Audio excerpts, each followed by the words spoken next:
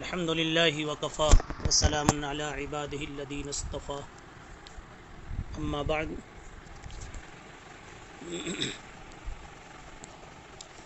طلباء عزیز، غار حرا میں رسول اللہ صلی اللہ علیہ وسلم کی خدمت میں حضرت جبرائیل امین جب پہلی مرتبہ تشریف لے آئے، جس کا ذکر یہاں آیا، حتی جاءہ الحق وہو فی غار حراء فجاءہ الملک فقال اقرأ۔ فرشتہ آیا اور آ کر کے کہتا ہے اقرأ۔ یہاں تک پچھلے سبق میں بات ہو چکی تھی۔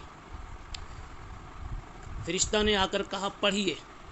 آپ نے فرمایا ما انا بقاری۔ ما انا بقاری کا کیا ترجمہ ہے؟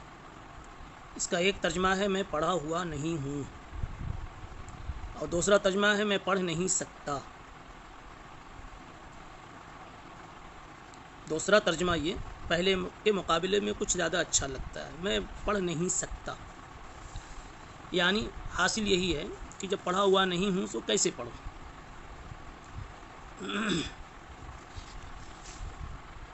بعض حضرات نے اس کا یہ مطلب بتایا ہے کہ اس وقت چونکہ حضور پاک صلی اللہ علیہ وسلم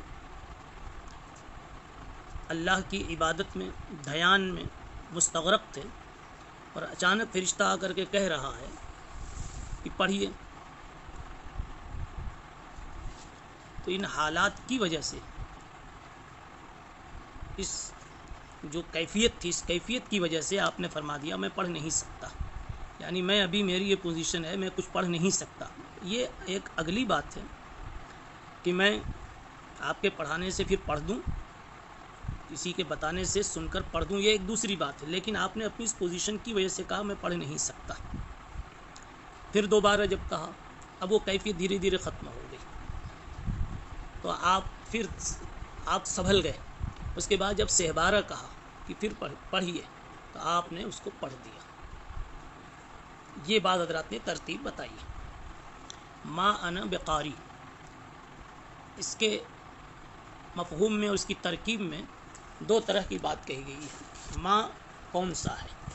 بعض حضرات ما کو نافیہ مانتے ہیں اور بعض حضرات استفہامیہ مانتے ہیں۔ قاضی عیاض رحمۃ اللہ علیہ نے علماء کا یہ اختلاف نقل کیا ہے،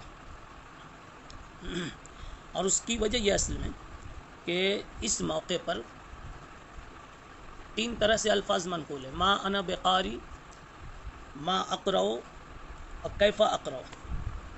یعنی کہیں یوں ہے ما انا بقاری، کہیں یوں ہے ما اقرأ، کہیں یوں ہے کیف اقرأ۔ کیف استفہام کے لیے آتا ہے اور ما میں دونوں احتمال ہے، تو اب کون سا معنی لیا جاوے؟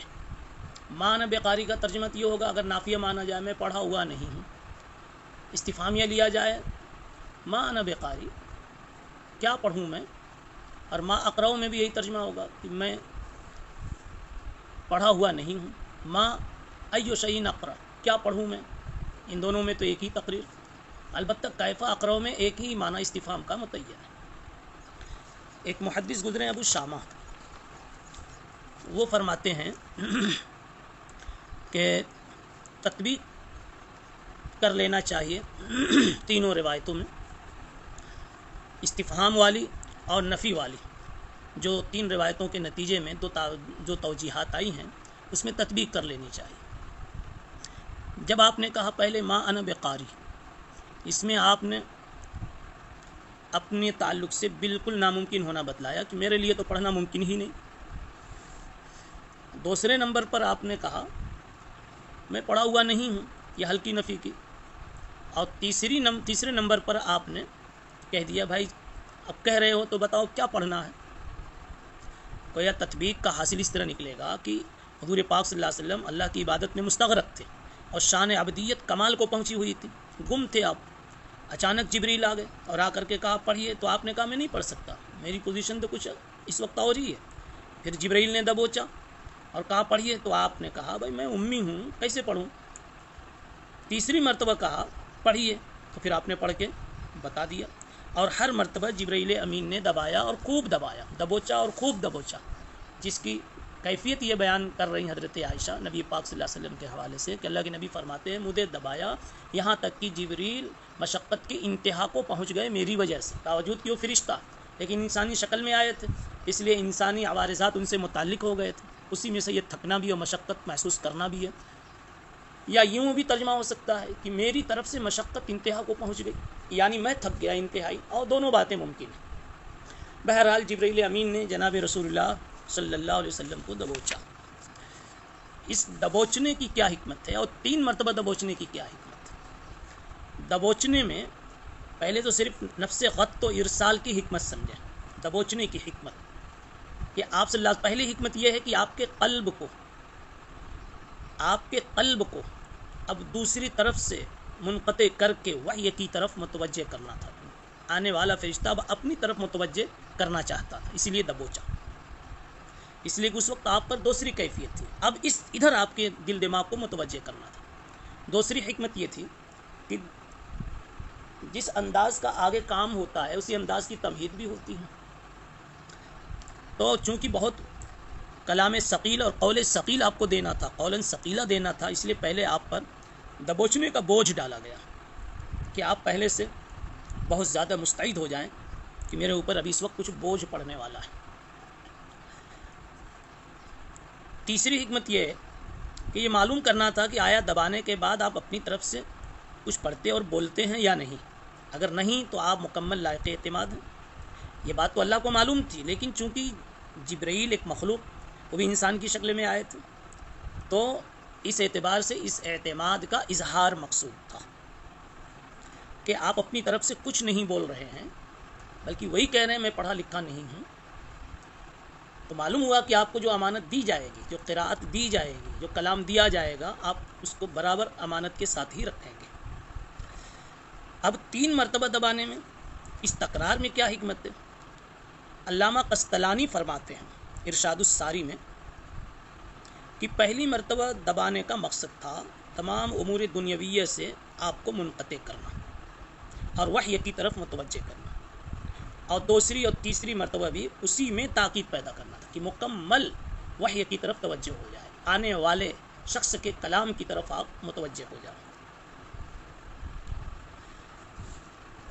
بعض حضرات نے یوں فرمایا کہ آپ صلی اللہ علیہ وسلم کو چونکہ مختلف قسم کی آزمائشیں آنے والی تھیں، تو 3 مرتبہ دبانے میں انہی آزمائشوں کی طرف اشارہ تھا۔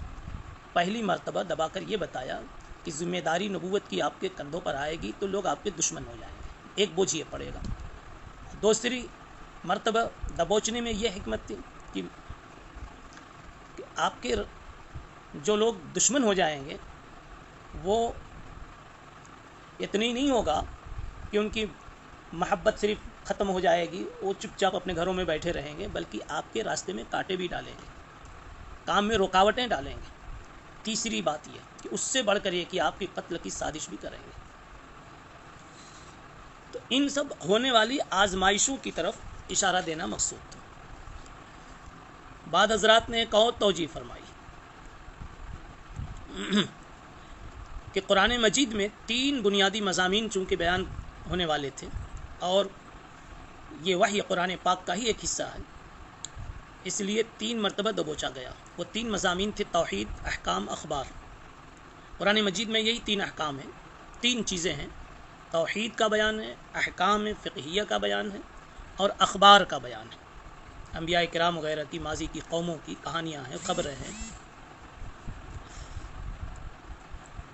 نمبر آپ لگائیے 5ویں یا 6ٹھی حکمت یہ بتلائی لوگوں نے کہ آئندہ آپ کو 3 قسم کی سختیاں پیش آنے والی تھی۔ پہلی سختی شعب ابی طالب میں جو بائیکاٹ آپ کا ہوا۔ دوسری سختی شعب ابی طالب سے آپ نکلے تو کفار نے قتل کی دھمکیاں دی اور اس کے نتیجے میں صحابہ کرام کو حبشہ وغیرہ جانا پڑا۔ اور تیسری سختی اور شدت آپ کو یہ پیش آئی کہ خود آپ صلی اللہ علیہ وسلم کو اور آپ کے صحابہ کو مکہ چھوڑ کر مدینہ جانا پڑا۔ تو ان 3 سختیوں اور شدتوں کی طرف اشارہ کرنا مقصود تھا۔ شاہ عبد العزیز محدث دہلوی رحمۃ اللہ علیہ نے ایک بڑی پیاری بات کہی ہے جو صوفیاء کرام کی دنیا میں بڑی مقبول بھی ہے اور واقعی اس کے پیچھے حقیقت بھی ہے۔ فرماتے ہیں کہ اصل میں جبرائیل امین کا 3 مرتبہ دبانا یہ قلبی توجہات ڈالنے کے لیے، کسی کے دل پر کسی کا جو اثر پڑتا ہے یا اثر ڈالا جاتا ہے اس کو توجہ کہتے ہیں، اور یہ 4 طرح کی توجہ ہوتی ہے، اور اس 3 مرتبہ دبانے سے چاروں توجہات منتقل ہو گئیں جناب رسول اللہ صلی اللہ علیہ وسلم میں جبرائیل کی طرف سے، یعنی جبریل کے واسطے سے اللہ کی توجہات منتقل ہوئی رسول اللہ صلی اللہ علیہ وسلم کے قلب مبارک میں، کہہ لیجئے نورانیت اللہ کی طرف سے منتقل ہوئی، روحانیت منتقل ہوئی رسول اللہ صلی اللہ علیہ وسلم کے قلب پاک میں۔ پہلے 4 نسبتیں سمجھیں۔ 4 نسبت اور توجہ کس کو کہتے ہیں؟ شیخ کا اثر آپ پر پڑنے لگے، مرید پر، استاذ کا اثر شاگرد پر، شیخ کا مرید پر اثر آنے لگے تو کہیں گے توجہ منتقل ہو رہی ہے۔ اس میں شیخ کے عمل دخل کا بھی، تصرف کا بھی کچھ نہ کچھ واسطہ ہوتا ہے، تسبب ہوتی ہے، مطلب یہ چیزیں سبب بنتی ہیں۔ 4 نسبتیں ہیں۔ پہلی ابتدائی نسبت انعکاسی، شیخ کے سامنے شاگرد آیا، مرید آیا، آتے ہی اس کی طبیعت میں کچھ درستگی کی کیفیت پیدا ہو جاتی ہے، صلاح کی، تقوی کی، اچھائیوں کی سوچ پیدا ہو جاتی ہے آتے ہی۔ سبھی حضرات غور کر لیجیے کہ کسی بزرگ کے پاس صرف پہنچتے ہی اپنی سوچ میں فرق آ جاتا ہے، تو یہ صرف آمنا سامنا ہوا، اتنے سے فرق آ گیا۔ یہ ہے بالکل ادنا درجے کی توجہ اور نسبت انعکاسی اس کو کہتے ہیں۔ اس کی مثال اس طرح دی جاتی ہے کہ جیسے کوئی خوشبو لگا کے آوے اور آپ اس کے پاس پہنچ جائیں تو وہ کچھ بھی نہ کرے سامنے والا، پھر بھی اس کی خوشبو آپ کی ناک میں آ جاتی، لیکن کب تک؟ جب تک وہ موجود ہے، وہ چلا گیا خوشبو چلی گئی، یہ بالکل کمزور نسبت ہوتی ہے۔ دوسری نسبت القائی ہوتی ہے، نسبت القائی کو ایک مثال سے سمجھیں کہ جیسے کوئی آدمی اپنے چراغ میں تیل اور بتی لے کر آئے لیکن ماچس اس کے پاس نہیں ہے کہ وہ جلا سکے، تو اب اپنے شیخ کے پاس لا کر یا کسی سے ماچس لے کر وہ جلا لیتا ہے اور چراغ جلنے لگتا۔ ایسے ہی مرید اپنے شیخ کے پاس آئے، خالی اس ذہن نہ آوے، طلب لے کر آوے، چراغ بتی، طلب کی بتی اور اس کا تیل، یعنی کچھ فکر، کچھ مٹیریل اور کچھ سوچ اپنی بنا کر آوے، اور آ کر کے یہاں حضرت سے قریب ہو، پھر حضرت کا اس کی طرف توجہ ہو، اس کو کہتے ہیں نسبت القائی۔ یہ پہلی نسبت سے کچھ مضبوط نسبت ہوتی ہے۔ اب یہ شیخ اگر وہاں سے چلے بھی جائیں تو کیسا ہے؟ پہلا چراغ چلا گیا تب بھی دوسرا چراغ جلتا رہتا ہے جب تک اس میں یہ تیل اور بتی ہے۔ ایسی شیخ کے جانے کے بعد یہ مرید میں اس کے اثرات اچھائیوں کے، کیفیتوں کے رہتے ہیں جب تک کہ اس میں طلب باقی ہے۔ تیسری نسبت اصلاحی ہے، یہ اس سے بھی، ان 2 سے بھی مضبوط ہوتی ہے۔ اس کی مثال اس طرح دی کہ جیسے بڑے دریا سے ایک چھوٹی سی نہر بنا لی جائے، تو جب تک یہ نہر کا راستہ جاری ہے پانی آتا رہے گا، جب تک رکاوٹ نہ کوئی ہو، جب تک پانی برابر ملتا رہتا۔ ایسی شیخ سے اتنا گہرا تعلق ہو جائے کہ شیخ خود ہی پانی پہنچاتا رہے، یعنی فیض پہنچاتا رہے، وہاں سے ہدایات آتی رہے، یہ لیتا رہے۔ ہاں جب یہی رشتہ قطع کر دے، منفذ پر، جگہ پر کوئی چیز رکاوٹ کی ڈال دے، تو پھر جیسے پانی آنا بند ہو جاتا، شیخ کا فیض آنا بھی بند ہو جاتا۔ یہ تیسرے درجے کی، یعنی یہ پہلی 2 سے مضبوط یہ نسبت ہوتی، اس کو نسبت اصلاحی کہتے ہیں۔ اب اس میں جیسے راستہ بنایا تھا کدال چلا کر، ایسے ہی پیر اپنے مرید کی زندگی میں روک ٹوک کر کے، اصلاحات کر کے، کبھی ڈانٹ ڈپٹ کر کے اس کی یہ نہر جاری رکھتا ہے، اور اپنی طرف سے فیض کے پہنچنے کا، علم کے پہنچنے کا، معرفت کے پہنچنے کا یہ سلسلہ وہ قائم دائم رکھتا ہے۔ اور ایک چوتھی نسبت ہوتی ہے 3 کے نتیجے میں، وہ نسبت اتحادی ہو جاتی ہے کہ بالکل صورتاً دونوں کا معاملہ ایک جیسا ہو جاتا، بالکل دونوں ایک نہیں ہو جاتے، شیخ اور مرید کی روح ایک دوسرے سے متصل ہو جاتی، یعنی غایت درجہ جتنا فیض آنا ممکن تھا اتنا فیض آ جاتا ہے۔ تو اب جناب محمد الرسول اللہ صلی اللہ تعالی علیہ وسلم کو 4 نسبتیں یہاں نصیب ہوئی جبریل کی آمد سے۔